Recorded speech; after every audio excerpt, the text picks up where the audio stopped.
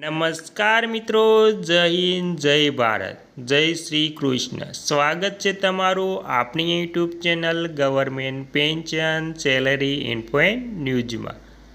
તો મિત્રો, આજે આપણે વાત કરવાના છે કે પીએફ ખાતા ધારકો માટે નવા નિયમ લાગુ. તો મિત્રો, ઈપીએફઓ 3.0ના નવા નિયમથી 5 લાખ રૂપિયા સુધીનું પીએફ 5 મિનિટમાં ઉપાડી શકાશે. તો મિત્રો, હવે કોઈ પણ પીએફ ઉપાડવામાં તમારે પ્રોબ્લેમ રહેશે તો આ માહિતી તમારા માટે ખૂબ જ અગત્યની થવાની છે. તો મિત્રો, તમને એક નમ્ર વિનંતી છે કે તમે આપણી ચેનલમાં નવા હોય તો આપણી ચેનલને સબસ્ક્રાઈબ કરી લીજો, કેમ કે આવી કોઈ પણ લેટેસ્ટ અપડેટ આવે તે નોટિફિકેશન સૌથી પહેલાં તમને મળી જાય. અને મિત્રો, વિડીયો ગમે તો લાઈક પણ કરી દેજો. તો મિત્રો, હવે પીએફ ધારક માટે ખૂબ જ સારા સમાચાર. તેમાં વાત કરીએ તો ઈપીએફ 3.0ના નવા નિયમો. પીએફ ઉપાડવાની ઝંઝટ ખતમ. 5 લાખ રૂપિયા સુધીનો ક્લેમ થશે ઓટોમેટિક સેટલ. જાણો 5 મોટા ફાયદા. તો તેમાં સરકારે સંસદમાં પ્રોવિડન્ટ ફંડ પીએફ સાથે જોડાયેલા નવા પ્લેટફોર્મ ઈપીએફઓ 3.0 અંગે મહત્વપૂર્ણ માહિતી આપી છે. આ નવા ડિજિટલ અપડેટ મુખ્ય હેતુ સેવાને ઝડપી, સરળ અને પેપરલેસ બનાવવા માટે ખૂબ જ અગત્યનું કર્યું છે. તો મિત્રો, ત્યારબાદ વાત કરીશું કે નોકરી કરતા લોકો અને પેન્શન મેળવતા વૃદ્ધો માટે રાહતના સમાચાર. સરકારે સંસદમાં પ્રોવિડન્ટ ફંડ એટલે કે પીએફ સાથે જોડાયેલા નવા પ્લેટફોર્મ ઈપીએફઓ 3.0 અંગે મહત્વપૂર્ણ માહિતી આપી છે. આ નવા ડિજિટલ અપડેટનો મુખ્ય હેતુ સેવાઓને ઝડપી, સરળ અને પેપરલેસ બનાવવાનો છે.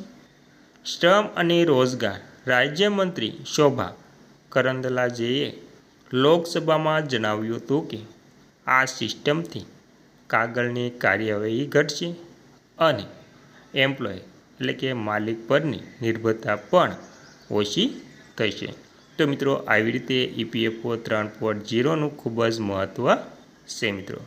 ત્યારબાદ મિત્રો, આપણે વાત કરીશું કે ઈપીએફઓ 3.0ના મુખ્ય ફાયદાઓ શું છે.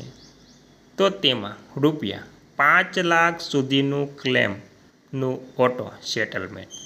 ઈપીએફઓ સભ્યો માટે સૌથી મોટી રાહત એ છે કે એડવાન્સ ક્લેમ ઓટો સેટલમેન્ટની લિમિટ 1 લાખ રૂપિયાથી વધારીને 5 લાખ રૂપિયા કરવામાં આવી છે. આ સિસ્ટમ એટલી ઝડપથી છે કે ફેબ્રુઆરી 2026 સુધીમાં જ લગભગ 3.52 crore claim auto model process થઈ ગયા છે અને રૂપિયા 51,620 કરોડનું ચૂકવણું પણ થઈ ગયું છે. આ માટે કોઈ માનવીય હસ્તાક્ષર નથી મિત્રો. ત્યારબાદ બીજું છે સેન્ટ્રલાઇઝેશન પેન્શન પેમેન્ટ સિસ્ટમ CPPS. 1 જાન્યુઆરી 2025થી સેન્ટ્રલાઇઝેડ પેન્શન સિસ્ટમ તમામ ઈપીએફઓ ઓફિસમાં લાગુ થઈ ગઈ છે. આ સુવિધાથી દર મહિને પેન્શન મેળવતા 70 લાખથી વધુ લોકોને ફાયદો થયો છે. હવે પેન્શનનું વિતરણ એક જ જગ્યાએથી થાય છે, જેનાથી પેન્શનર દેશની કોઈ પણ શેડ્યુલ બેંક બ્રાન્ચમાંથી પોતાનું પેન્શન મેળવી શકે છે. તો મિત્રો, આવી રીતે પેન્શનરો માટે નવા નિયમથી તેમને ઈપીએફની કોઈ પણ જગ્યામાંથી તેમનું પીએફ પણ ઉપાડી શકે છે. તેથી પીએફ ધારકોને સૌથી મોટો ફાયદો થાય છે. ત્યારબાદ મિત્રો, વાત કરીએ તો ત્રીજું છે એમ્પ્લોયરની મંજૂરી વિના પીએફ ટ્રાન્સફર. 19 જાન્યુઆરી 2025થી નોકરી બદલ્યા પછી પીએફ એકાઉન્ટ ટ્રાન્સફર કરવાનું સાવ સરળ બની ગયું છે. જો સભ્યનું કેવાયસી પૂરું હશે તો એકાઉન્ટ ઓટોમેટિક ટ્રાન્સફર થઈ જશે. આ માટે જૂના એમ્પ્લોયની મંજૂરી લેવાની જરૂરિયાત નાબૂદ કરવામાં આવી છે.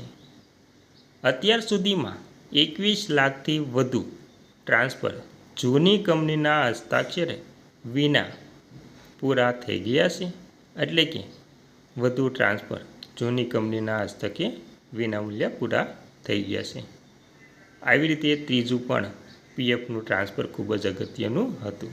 ત્યારબાદ મિત્રો વાત કરીશું કે ચોથું એમનેસ્ટી સ્કીમ 2025. કર્મચારીઓની નોંધણી વધારવા માટે શરૂ કરાયેલી એમ્પ્લોય એનરોલમેન્ટ સ્કીમ 2025 હેઠળ 4,815 સંસ્થાઓએ ભાગ લીધો છે અને 39,000થી વધુ નવા વીએન જનરેટ થયા છે મિત્રો. અને છેલ્લે પાંચમું, ન્યૂનતમ પેન્શનમાં કોઈ ફેરફાર નહીં. કર્મચારી પેન્શન યોજના ઈપીએસ હેઠળ ન્યૂનતમ પેન્શન વધારાની લાંબા સમયથી માંગ ચાલી રહી હતી, પરંતુ સરકારે તેમાં હાલ કોઈ ફેરફાર કર્યો નથી. ન્યૂનતમ પેન્શન 1,000 રૂપિયા પ્રતિમાસ યથાવત રાખવામાં આવ્યું છે. ઈપીએફઓ 3.0 ખરેખર ભારતના નોકરિયાત વર્ગો માટે પારદર્શિતા અને ઝડપ લાવવામાં એક ક્રાંતિકારી પગલું સાબિત થઈ ગયું છે મિત્રો.